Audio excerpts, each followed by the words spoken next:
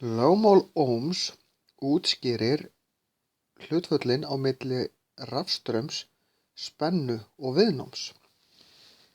Reglan er í raun rafstraumur er jafnt og spenna deilt með viðnámi.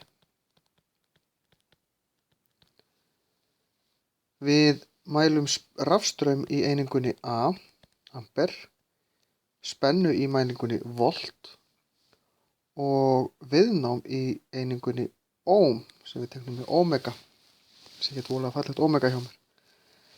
En allar svona reglur með þremur stærðum er hægt að skrifa. Við getum skrifað þetta amper er jafnt og, við getum líka skrifað þetta vaff er jafnt og við getum skrifað þetta sem omega er jafnt og.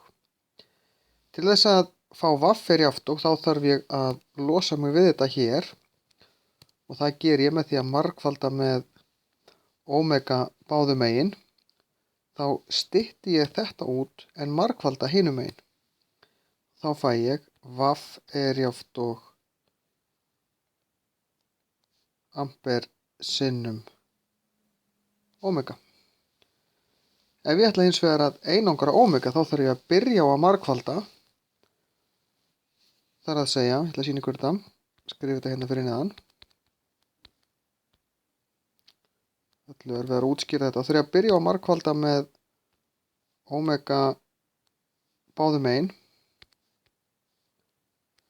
Þá styttist það út hérna en verður eftir hérna. Þá fæ ég vaff er jafnt og a sinnum omega.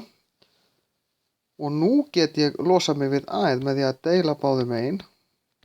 Styttist það út hérna og þá fæ ég omega er jafnt og vaff deilt með a.